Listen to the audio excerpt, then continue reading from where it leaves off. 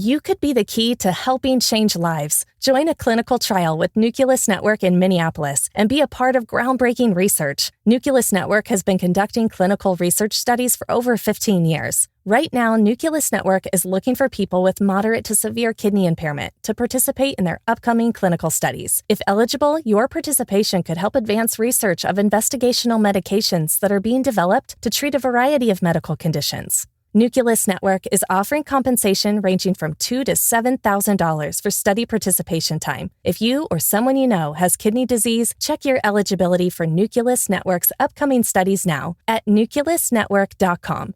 Your participation matters. Learn more about Nucleus at nucleusnetwork.com. Again, nucleusnetwork.com. It's time to name the neglect from typical food advice. Welcome to the Find Your Food Voice podcast, hosted by me, Julie Duffy Dillon. I'm a registered dietitian with 20 years of experience partnering with folks just like you on their food peace journey. What have we learned? Well, cookie cutter approaches exclude too many people, and you don't need to be fixed. It's not you. It's not me. It's all of us. Only together we can start a movement and fix diet culture, and we will. Let's begin with now. The following episode is a very special Minisode that may sound a bit different than our usual episodes. Perhaps a bit more rough around the edges. They give you a rare look behind the scenes or take a deep dive on a special topic. We hope you enjoyed this Minisode. We will be back in July with our typical programming. Until then, hit subscribe and say fuck off to diets. When I opened up the door to my boss's office, I was expecting her to be angry, but I was not expecting to cry. It wasn't one of those misty eye cries either. Rather, it was a whole box of tissues, snotty sob. It was a very tough moment. That was a long time coming. I didn't realize how much would change for me after that cleansing boohoo. This is the story about quitting my job. Picture it. It was Greensboro, North Carolina, back in 2004. We barely recovered from Y2K and were knee-deep in the war on higher weight bodies.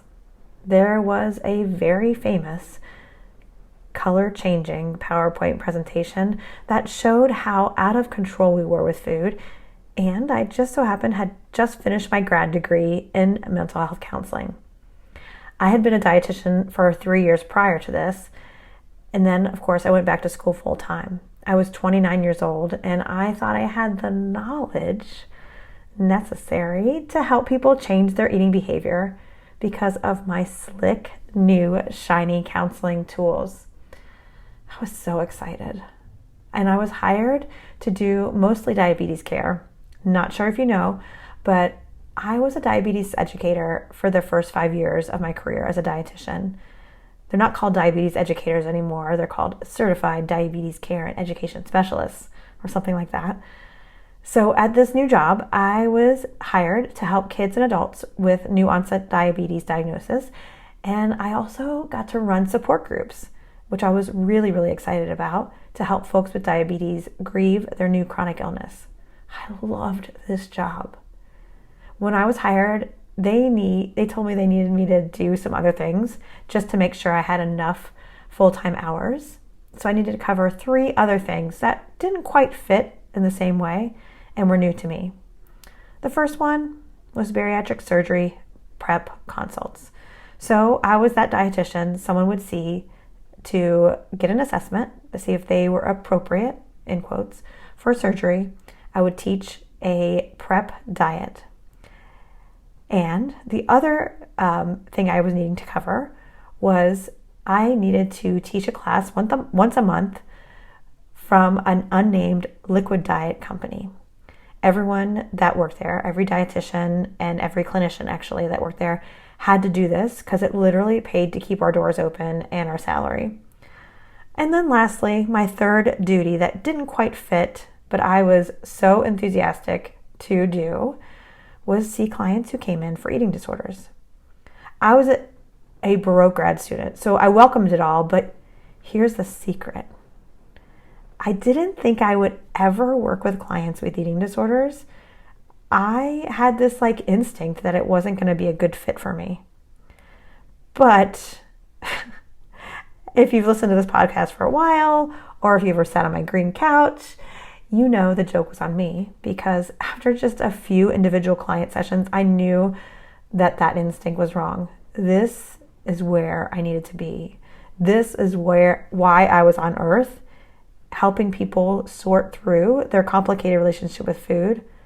Felt like the most nourishing job in the world.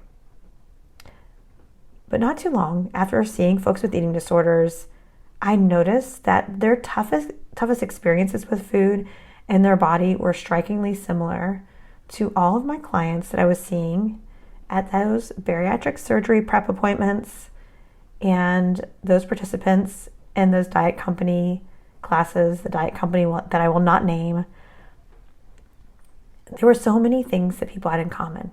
Everyone felt so ashamed of their eating and felt out of control with food.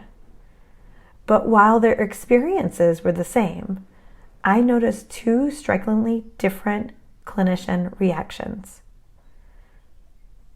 For folks with eating disorders and thin bodies, I encouraged an all foods fit kind of philosophy. Let's help you learn how to love your body, accept your body, and diets are absolutely not the answer. Forever and ever, amen. Then, for folks who were coming for bariatric surgery prep or the unnamed diet classes, or honestly, really anyone in a higher weight body who was struggling with the same thing, I told them to try harder. And, it took about 3 or 4 months in this job for it to seep into every fold in my brain, every cell in my body. And as I connected with this, holding it all together was so painful and so heavy, but very fucking important.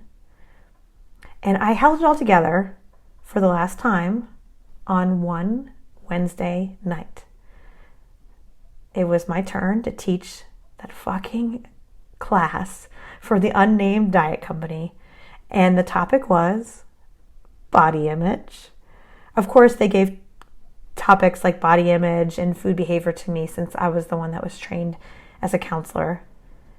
And this diet company, they gave us outlines to follow, like a literal script, word for word, and slides that we just showed on a screen. And you barely had to do anything. You could easily phone it in. But as I was looking at the script and feeling the vibrations from this new knowing and holding that heaviness, I could not do it. These classes were 30 minutes long. Clients paid for them to be 30 minutes long. And my class was 3 minutes long. I couldn't do it. I couldn't teach it. I dismissed them early. And of course, people complained because class was so short. So it was no surprise when my boss called me into her office. I think we said I was called to the carpet. I don't know if that's even something that people say anymore, but that's what we said back when I worked in the hospitals. I was called into her office and she let me know that there were complaints. And she's like, what's up?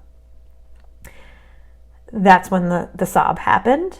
And I let her know what I had come to appreciate.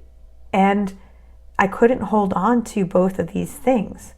Treating people differently based on their body size no longer was an option. I was barely starting to verbalize this appreciation for what my weight bias was, how I was experiencing my own anti-fat bias, and also how I was starting to peel back the layers of diet history, what I was told about food, what I was taught about food, how I was trained as a dietitian, how I was starting to really see how wrong it was. And as I'm sobbing, again, it was a snotty mess. It was one of those ones where I couldn't catch my breath. And my boss was very kind, but also she said, hey, as dietitians, we have to wear many different hats. Some of the hats we like and some we don't. But in order to have the job, we need to wear all the hats. I knew what she meant. I left her office, closed the door, sobbed some more, and then I don't think I cried about it again. About 2 weeks later, somehow the universe provides, but I found out that there was an office in town that needed someone to sublet, and it was very affordable.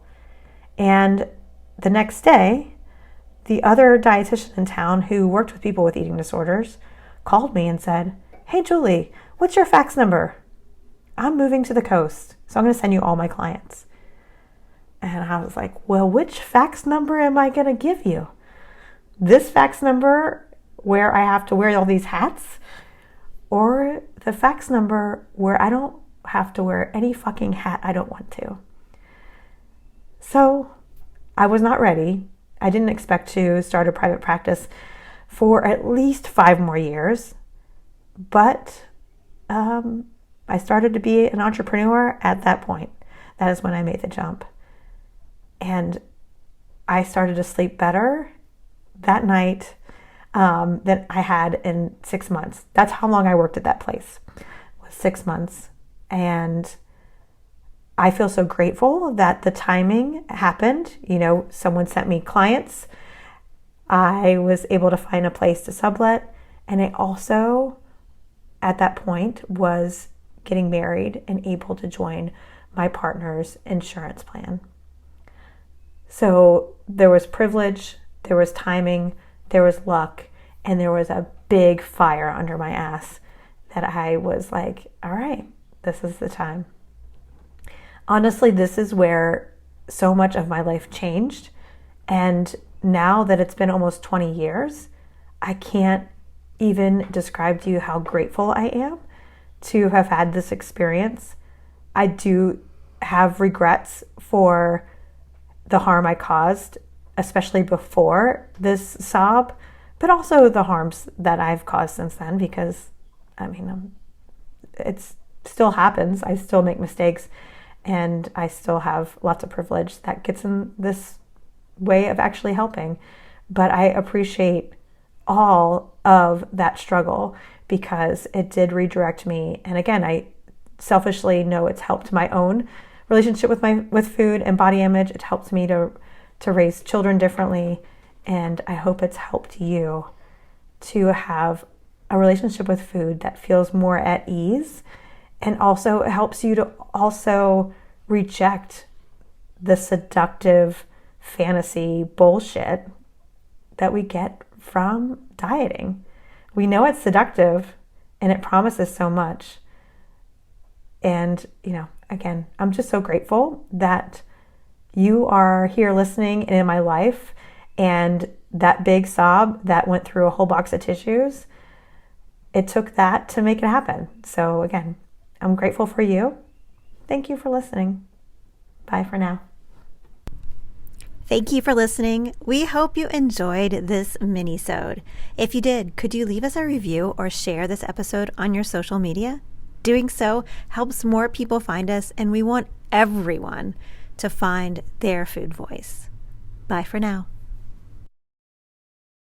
You could be the key to helping change lives. Join a clinical trial with Nucleus Network in Minneapolis and be a part of groundbreaking research. Nucleus Network has been conducting clinical research studies for over 15 years. Right now, Nucleus Network is looking for people with moderate to severe kidney impairment to participate in their upcoming clinical studies. If eligible, your participation could help advance research of investigational medications that are being developed to treat a variety of medical conditions. Nucleus Network is offering compensation ranging from $2,000 to $7,000 for study participation time. If you or someone you know has kidney disease, check your eligibility for Nucleus Network's upcoming studies now at nucleusnetwork.com. Your participation matters. Learn more about Nucleus at nucleusnetwork.com. Again, nucleusnetwork.com.